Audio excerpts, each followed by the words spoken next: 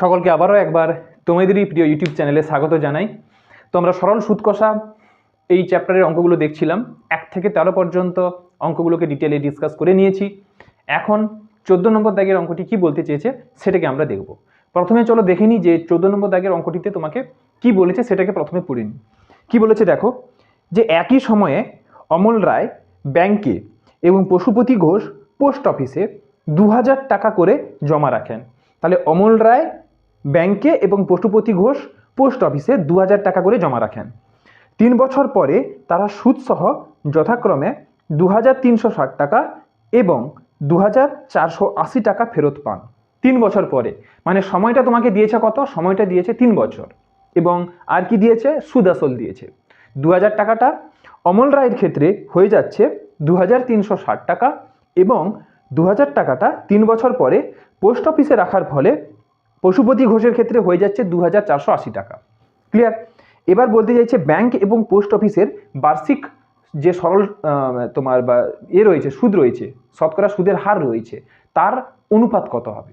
খুব সিম্পল একটা জিনিস, বেশি এখানে এনেই, কিন্তু এখানে দুটো জিনিস তোমাকে খেয়াল রাখতে হবে। সেটা হচ্ছে কি, একটা হচ্ছে ব্যাংকের ক্ষেত্রে, একটা হচ্ছে পোস্ট অফিসের ক্ষেত্রে। এই দুটো তোমাকে পৃথক পৃথক করে নিয়ে সেখান থেকে বার্ষিক সুদের হার বের করে সেখান থেকে অনুপাত বের করতে হবে। তো এখানে প্রথমে কি লিখবো আমরা? যে ব্যাংকের ক্ষেত্রে, আচ্ছা প্রথমে কি লিখবো বলো? ব্যাংকের ক্ষেত্রে, ব্যাংকের ক্ষেত্রে, ব্যাংকের ক্ষেত্রে আসল কত দিয়েছে তোমাকে বলো? অমল রায় কত টাকা রেখেছে? এ রেখেছে 2000 টাকা। ক্লিয়ার? ঠিক আছে। এবং সময় কত বলেছে বলো?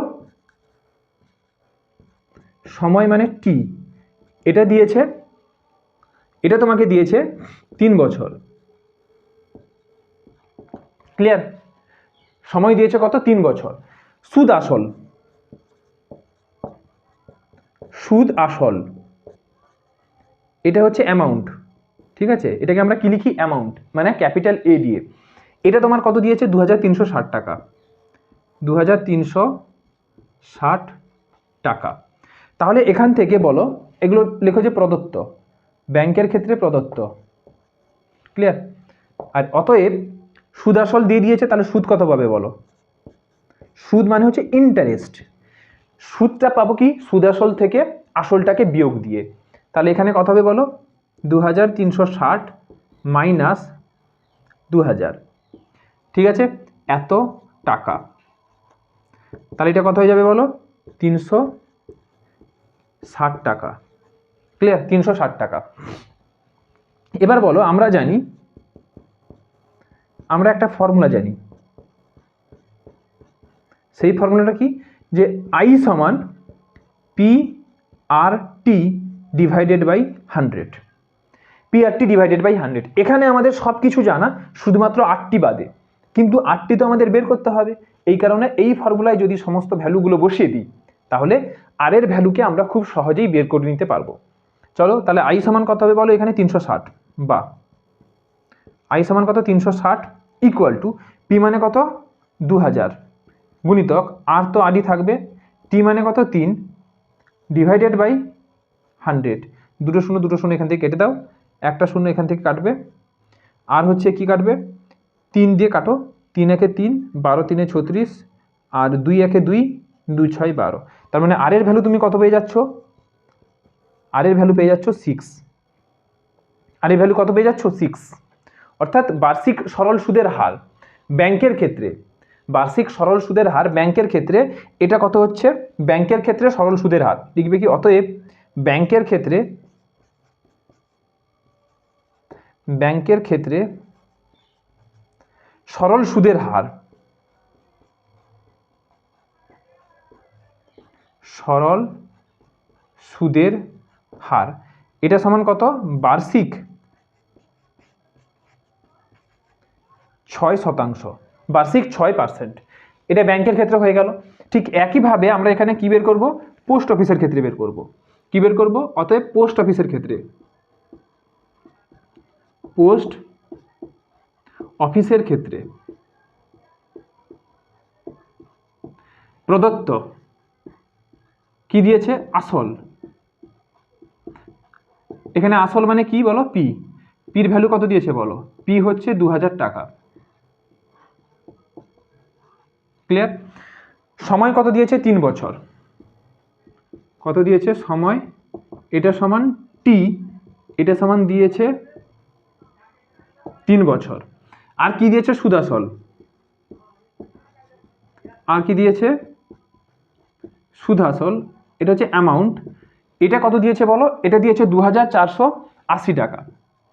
2480 টাকা। ক্লিয়ার? এখান থেকে আমরা পাবো কি বলো, এখান থেকে আমরা যেই জিনিসটা পাবো সেটা হচ্ছে কি, যে সুদ, সুদ আই। এটা কত পাবো বলো, সুদ আসল থেকে যদি আসলটাকে বিয়োগ করে দিই তাহলে আমরা সুদ পেয়ে যাব। তাহলে এটা 2480 মাইনাস 2000 এত টাকা, এটা সমান কত হয়ে যাবে, 480 টাকা। ক্লিয়ার? এবার লিখবে আমরা জানি, অতএব আমরা জানি,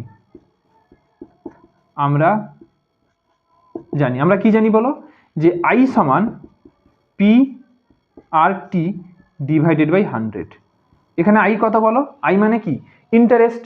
এখানে আই ইন্টারেস্ট মানে কি, সুদ। সুদ দিয়েছে কত টাকা, 480 টাকা, ইকুয়াল টু পি মানে কত, 2000, গুণিতক আরটা তোমাকে বের করতে হবে, আর টি দিয়েছে 3 বছর, ডিভাইডেড বাই 100।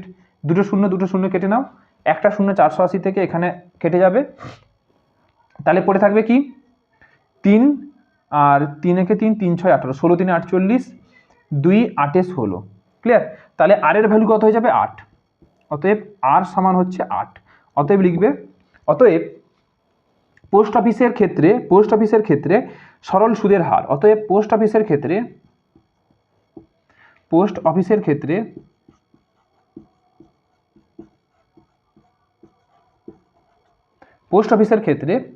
সরল সুদের হার,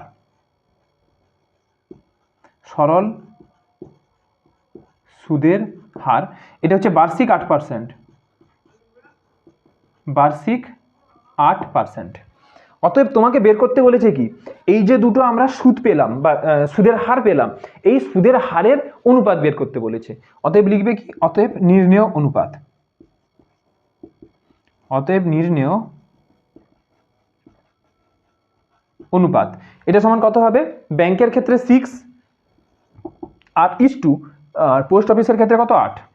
এবারে কাটাকাটি করে নাও, 2 3 6, 2 4 8, 3:4। অতএব নির্ণেয় অনুপাতটি কত হবে, 3:4। অর্থাৎ 14 দাগের অঙ্কের ক্ষেত্রে তোমাকে শেষ পর্যন্ত তুমি পেলে কি, যে দুটো বার্ষিক সুদের হারের যে অনুপাতটা সেটা হচ্ছে কত, 3:4। তো এটাই ছিল 14 দাগের কোশ্চেনের অ্যান্সার। ঠিক আছে, পরবর্তী ভিডিওতে আমরা 15 দাগের অঙ্কটিকে নিয়ে ডিসকাস করব।